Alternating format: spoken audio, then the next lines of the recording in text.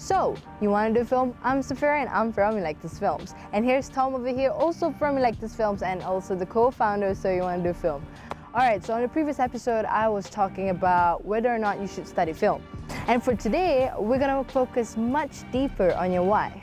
So, because we're going to focus much deeper on your why today, you will have to understand your initial reasons for doing film. Because it's so important that you always have a reason to come back to, when shit goes down, right? Anyway, I remember you told me your initial why once, and I thought it was really interesting because with me, I don't have such a set-in-stone concrete why, and I'll go a bit into that later, but I know you, Saphira, have a really, a real concrete why that you just keep coming back to. I don't know, maybe you want to quickly tell everyone about that.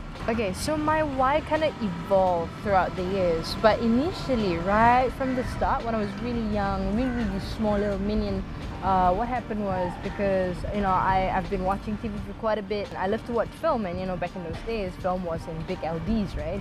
And I didn't know what it is. I didn't know how it worked. So I turned around to my father and I was like, "Hey, Dad, how does this whole thing work? Like, is that people, acting right now? Like, is it live on set or what's going on?" So he was like, "No, it's not like that. Everything is pre-recorded." So he was actually explaining to me what film was all about in the most layman term I could understand back at those age. And then I realized that, my dad told me it was also the highest paying job in the world, well, as of that moment in time, to be a film director. So of course, me being so young and naive, I thought that would be great because I really want to help my family because, I didn't really come from a well-to-do family. I'm not saying that, we're really like from down below, but I don't really have the resources right off the bat, to do anything that I want. So given that reason, I was motivated to become a film director when I was small, and I was really like, hey, you know what? Let's keep on doing and doing. And as time goes by, it evolved, and I really wanted to create stories, and I thought maybe, having to be able to express myself, because I'm not good with my words. I'm not good at writing, and I find most comfortable being able to tell stories through motion pictures. And from there, it evolved once again, and I just really thought I could really make changes and make an impact, by telling stories through film. And I want to inspire others. I want to inspire others to be able to make a change in their life as well. So, and that's basically my why. It evolved to that, but of course, there was one point in time where I had a friend of mine who really asked and really interrogated me and asked why I really wanted to do film.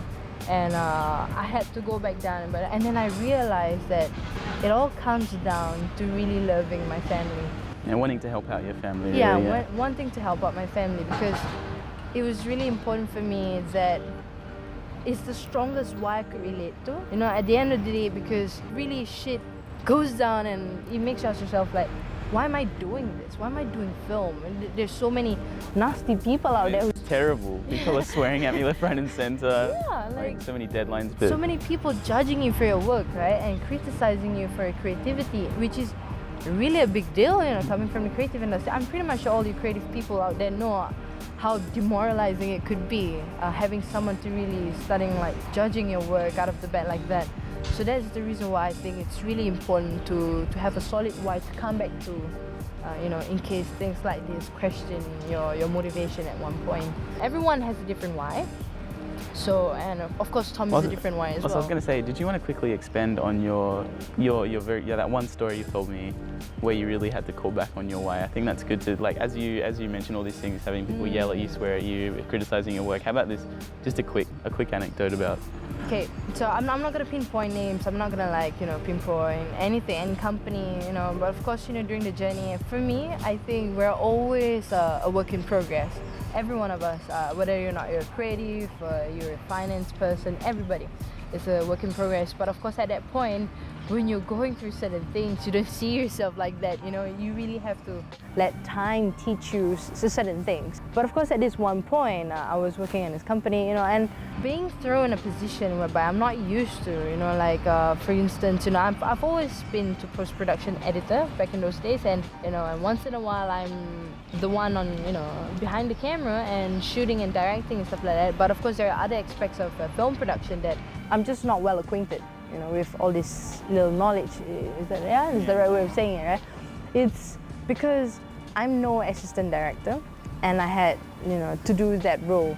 So it was really difficult for me. I didn't know what was right, what was wrong. I didn't know where to begin, and it was quite a big production I was involved in.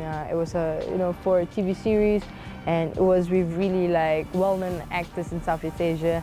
And when I was screamed at a couple of times on set for not being proactive and on the ball, like what Singaporeans love to say, it really scares me because it started questioning me like, oh man, am I doing good enough? Is my performance, is of any good? Like, why am I doing this at the end of the day? And exactly. I was really questioning myself like, oh my God, why am I doing this? Now everybody's gonna think that I'm not good enough for anything. I should have gone and worked in a copy film or something. Like. The problem is because it was difficult for me because I was like, hey, you know what? You're just starting off, really. And because in film production, it all begins, with how people look at you in the beginning, right? Your reputation and your credibility as a human being, in doing film and everything else. So that's why it scares me. I had to really sit down and think about it again. Okay, why I wanted to do film. At the point in time, I didn't manage to find the reason, and it was really difficult for me to dig down below because all I sit down there was like walling self-pity and thinking that, man, I'm not good enough, I'm not good enough, I'm not good enough. I sit down and ask myself, hey, I really wanted to be a film director. And at the end of the day, I'm still work in progress, and I want to inspire others, right? So why not I take the step to really learn where I went wrong? If you didn't have a little bit more self-awareness, that could have been it. That could have been the end of your career. So I think that's why it's so important to really not only, like, maybe you might have a passion for film, but to know exactly why you have a passion. Sometimes you might think you don't. For me, I never thought I really did have a strong passion for doing film because I'm more into the post side of things, into animation. So rather than being on set under all this pressure, I'm kind of like the one who sits there for the grueling hours and does like frame by frame animation and photograph stuff. All this animation you see is his work. Staying up all night, that kind of thing. But even in those times, you have to ask yourself, why am I up at 3 a.m. drawing this stuff when I could be sleeping? And I recently worked out my why, and my why is because I really love film as a medium to express myself.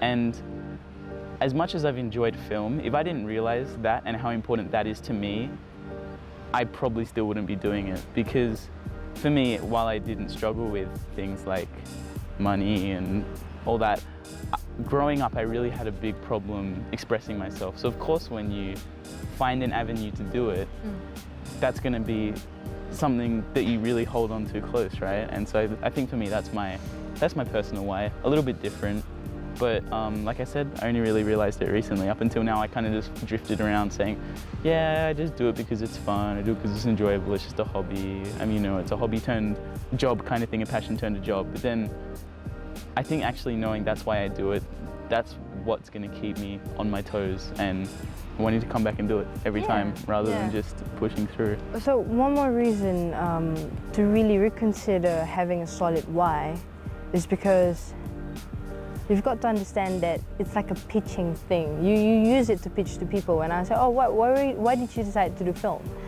For me, I've had people, when I'm in interviews and job interviews and stuff like that, during the interviews, of course, I've been questioned a couple of times, and most of the question revolves around, oh, so why do you want to do film? And, when you're in a job interview, you have to sell yourself a bit. And what I would say is because I love being able to help others and lead people into the right direction. And then I think that's the reason why I sort of have a concrete reason and why I wanted to be a film director. And I'm always remembering that, down the road, if, it really comes down to really asking myself, why am I doing this? And I mean, especially in the film industry, you're networking, you're doing job interviews, you're having parents who are saying, why should I pay $20,000 for you to go to a film school? You got to have a solid reason, because if you don't, then no one's going to take you seriously. If you're saying, oh, I just feel like doing it, then, I mean, what happened, like you said last episode, with all these people in your school dropping out because they didn't have a concrete reason why. They just kind of did it, oh, it's an easy kind of course to do, and then that was it for them. Yeah. I think because, as mentioned before, I have like 20 students in my class before, and it went down to 4. Can you imagine that? And every one of them didn't have a very solid reason why they want to do film. And it goes to everything else in life, like for those of you who are not like creative people and like watching this video, you really ask yourself why you want to be a finance person, why you want to do business, you know, etc., etc. And at the end of the day, you know, you have something to hold on to, right? And you always come back to it because you know, like, oh yeah, this is what I want to do, this is what I want, this is what I want to do. So I think this is the reason why you should always come back and refer to it in case your life gets to you at one point. Shit hits the fan.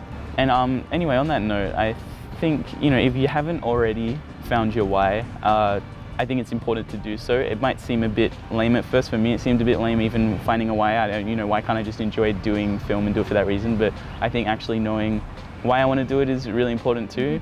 I'd say you actually mentioned both of the ways earlier how you found your why. One of them is you keep questioning yourself, why? Just ask yourself every time you answer, why do you want to do film? Because it makes a lot of money. Oh, why do I want to make a lot of money? Because I want to help my family. You might think initially you just want to make money, but then at the end of the day, it might tie back to some childhood experience where you really are just wanting to help your family because you love them. And that's another thing on that note. Another way to go back to it, think about the first time you picked up a camera. Think about the first time you watched an amazing movie, the first time you did this, and the first time you watched an amazing animation. Maybe that's the reason why as well. I feel like that happens a lot for most people. I think that would probably be the... I think there's more common ways of finding your why is really watching something that inspire you to do something.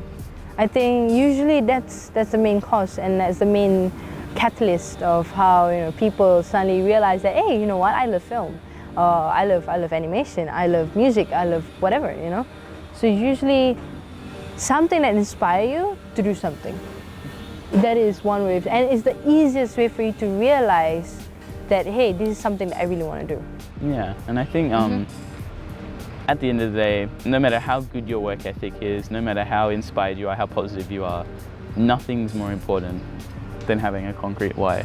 And concrete reason of why you want to do this. Yeah, and that's why we wanted to dedicate a whole episode to talk about rather than brush over it, because I think it's really important. Like you said, I mean, no amount of support from family or friends or anything got you through to where you are now because of how strong your why is. And I guess I'm just realizing that. Oh, you guys, you have no idea because some people just decide to live day by day just for the sake of it, and doing things that they do right now just for the sake of it because majority of the society is doing what they're doing. And that is scary because you don't have, like, it's as if you don't have a purpose, you know, you just decide to live day by day. And I'm not saying that it's entirely wrong, but if you're happy with that, that's fine. And that goes down to having, you know, wanting to do film, because film really requires you to have a lot of patience to see, you know, it's not an instant gratification thing, you know? You can't live day by day expecting things to happen just like that overnight. You have to really go through years. And you know what, we've been like in the industry for about 7 years now, 8 years, and literally understanding the whole process and knowing that, look, if I want to do animation, sometimes it takes, what, a couple of months to make it happen, yeah? And I mean, there's been times where I've edited an entire video that has taken me 1 or 2 months, and then I never finished it, or like it never got finished because one reason or another the person didn't want it anymore, or just basically there's going to be times where you put hours and hours and hours into something for no reason. And if you can't do that a couple times throughout your career or your life, then you can't pursue something like this. You have to do things without seeing results. It's a lot of patience. There's a lot of patience for film because ideas don't come. Whoa, it's about to rain. I think we have a strong reason why to get inside, so maybe we should wrap it up. But... Yeah, okay. But I'm just going to say this one last thing. It really takes time to do everything, and even telling stories, doing everything takes a couple of months. Ideas do not come overnight. And sometimes it's out of the blue, you know, and the most common cliche things they say, ideas, you know, come in the shower and whatever. You have to go out there to make it happen. And then when you go out and make it happen, and if it doesn't go your way, you have this why to go back to and say, you know what, I'm gonna be a film director one day, so screw that. I'm gonna I don't care how many copies I have to run or how many. Yeah. So I guess pretty much that's about it today, because the rain is probably asking us to go off now. And yeah. Hope you enjoyed my present. Might see you next episode. So yeah, so stay tuned, and we're gonna talk about more things next episode. And I'm not remembering. We don't remember what things. We'll talk about some interesting things. And yeah, so yeah. Let's go. So I'm gonna take the equipment.